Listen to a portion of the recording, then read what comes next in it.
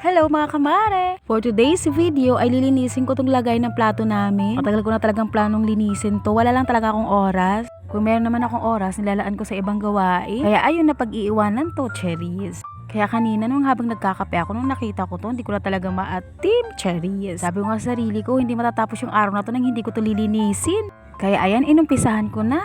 At nung natanggal ko na nga yung mga nakalagay dyan sa platuhan, nilinis ko naman tong pinagkakatayuan niya. O kitam, diba ang dumi na ng ilalim mga kamare? Pakalinis-linis ko ngayon at saka ilang beses ko ngayon pinunasan ng basang-basahan. At sinabong ko pa nga yung basahan, paulit-ulit kong nilinisan. At ayan nga pala yung takip ng freezer namin na sira. Ginlagay ko lang dyan sa gilid.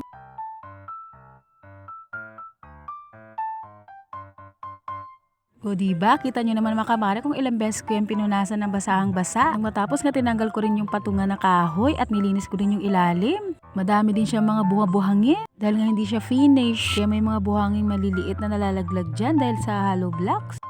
Paulit-ulit ko nga rin winalisan dyan at pinunasan ko rin ng basahang-basa. At nung natapos nga ay binalik ko na yung kahoy na patungan. O diba mga kamare, kailangan talaga paglaanan ng oras sa pag nililinis ko to dito banda. Kasama na rin yung syempre yung lagay ng platuhan.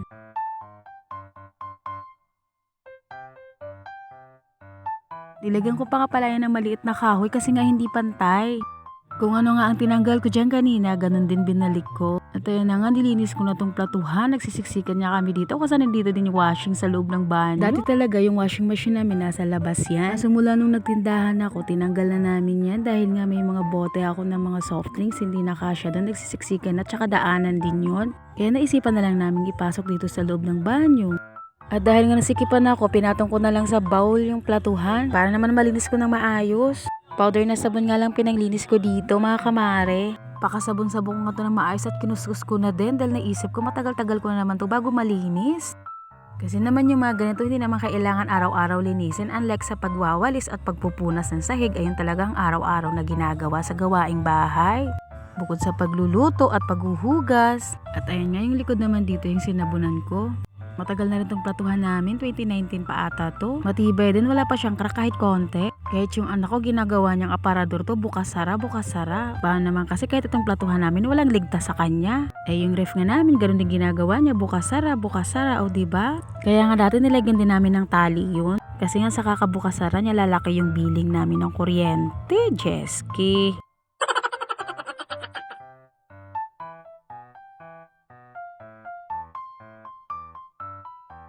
At ito nga, babanlawan ko na siya. Medyo hirap nga ako dito sa pagbanlaw, lalo na yung sa taas yung lagay ng baso. Eh kasi nga naman may harang yun. Yung tubig na i-stack lang doon. Pag ituwad ko naman mababasa ako. Kaya ginamitan ko na lang ng foam yung taas para masimot talaga yung tubig.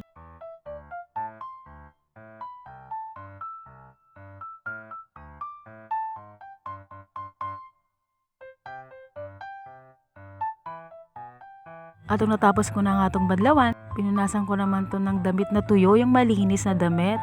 At paulit-ulit ko nga itong pinunasan. Kaya lang kasi tuyong tuyo siya bago ko ibalik yung mga plato dyan. Eh kasi nga kung hindi naman tuyo, mangangamoy yung plato, parang amoy kulob. Bali nakadalawang damit nga akong pinunas dyan. At nung natapos ko nga punasan, nilabas ko na at binalik ko na siya dito. Sa kinatatayuan niya. Kaya kasi nga huhugasan ko naman yung mga nasa loob niya, yung mga patungan niya.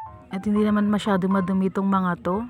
Para may mga konting tubig lang siya na natuyo na namuti-muti, yun lang ang dumi niya mga kamare. Eh kasi nga hindi ko naman nilagyan talaga to ng diretso dito yung basang plato. Pagkatapos kasi hugasan yung mga plato, tinataob ko muna siya sa isang Tupperware para makatulo. Kaya hindi talaga masyado madumi itong platuhan namin. At kung maglalagay man ako dito ng bagong hugas mga kamare, pinapatuyo ko muna siya, pinupunasan ko siya ng towel. Kaya lagi ako may nakasabit na towel dun sa aming platuhan. Para kunyari kung gagamit kami ng isang baso, hugasan ko kaagad at pinupunasan ko dun bago ko ilagay.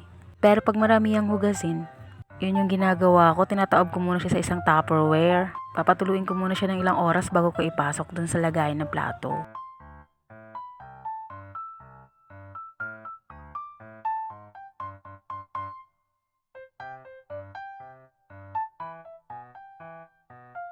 At ayan nga, may kalawang nga palang ibang patungan dyan. Nasa garapon yung takip niya.